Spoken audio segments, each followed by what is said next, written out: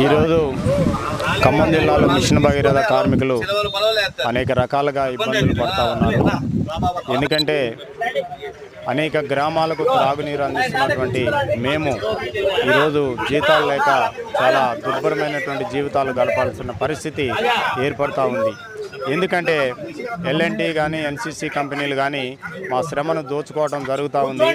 మేము ఎన్నిసార్లు అధికారులకు విన్నవించినప్పటికీ అధికారులు కూడా మా సమస్యలు పట్టించుకోకుండా కంపెనీలకే కొమ్ముగాస్తున్నటువంటి సందర్భం కనబడతా ఉంది.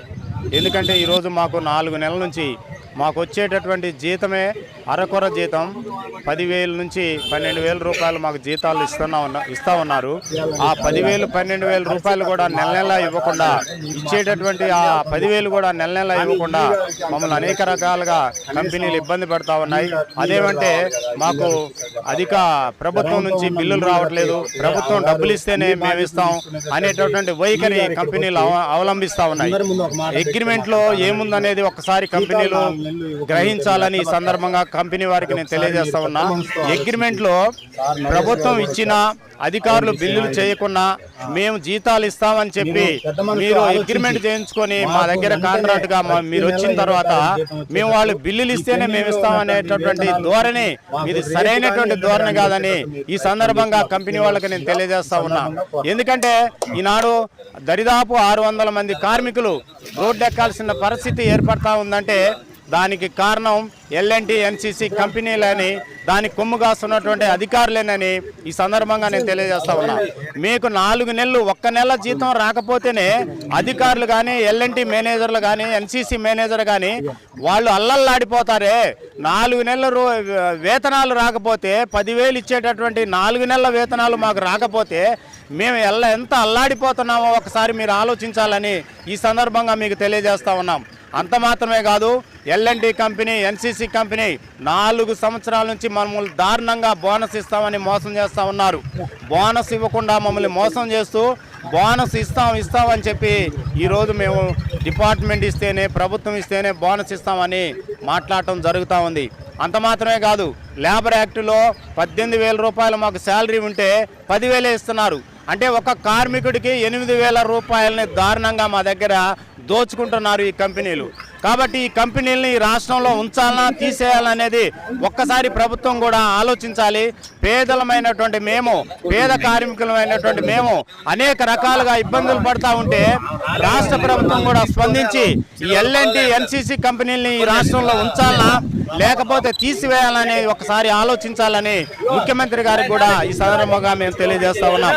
అంత మాత్రమే కాదు, ఇంకా కార్మికులపై అనేక రకాల వేధింపులు జరుగుతూ ఉన్నాయి. ఎన్సీసీ కంపెనీల్లో ఎన్సీసీ మేనేజర్ అయినటువంటి యుగేందర్ దారుణంగా కార్మికుల్ని వేధిస్తూ ఉన్నాడు. ఆయన్ని పట్టించుకునే వాళ్ళు లేరు, అడిగే వాళ్ళు లేరు. అడిగితే కార్మికులను నిర్దాక్షిణ్యంగా తీసేస్తా ఉన్నాడు.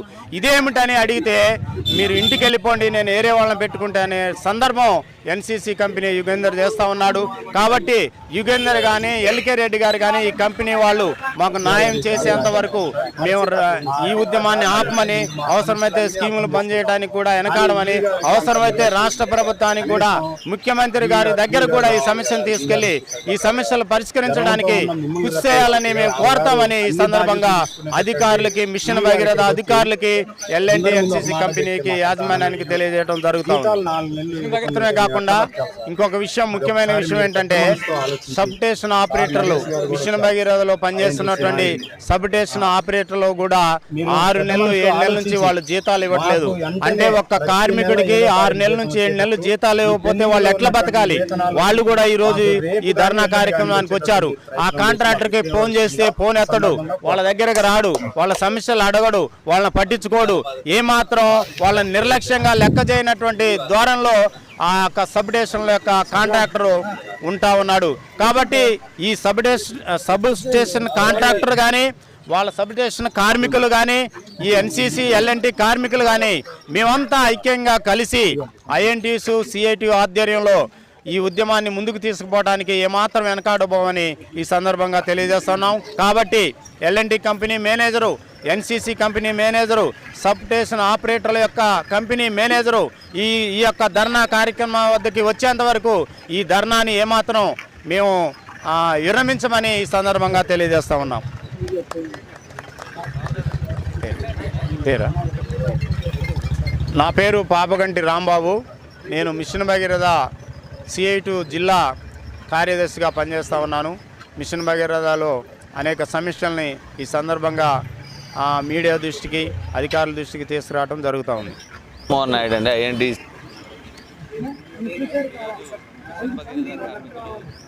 ఇక్కడ ధర్నా చేయడం జరిగింది. ఇందులో కూడా పవర్ గ్రిడ్ కార్మికులు ఉన్నారు, సబ్ స్టేషన్ కార్మికులు. వీళ్ళకు కూడా ఉద్యోగ భద్రతతో పాటు ఆరోగ్య భద్రత కూడా లేదు.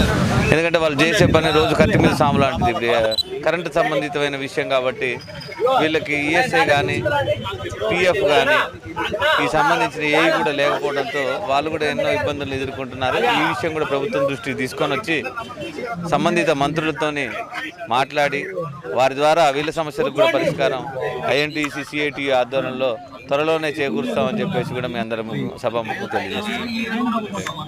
నా పేరు శ్రీకాంత్, వైరా నుంచి మాట్లాడుతున్నామండి. సబ్స్టేషన్ ఆపరేటర్గా చేస్తున్నాం మిషన్ భగీరథ. గత 5 నెలలుగా మాకు వేతనాలు ఇవ్వకుండా బిల్లులు అవ్వట్లేదు. గవర్నమెంట్ నుంచి ఏదైతే బిల్లులు మాకు అవ్వటం కారణంగానే మీకు వేయకపోవడానికి కారణమని ఏదైతే కాంట్రాక్టర్ మాకు చెప్తూ వస్తున్నారు. ఈవెన్ మేము ఎమర్జెన్సీ సర్వీస్తో కూడుకున్న వాళ్ళం.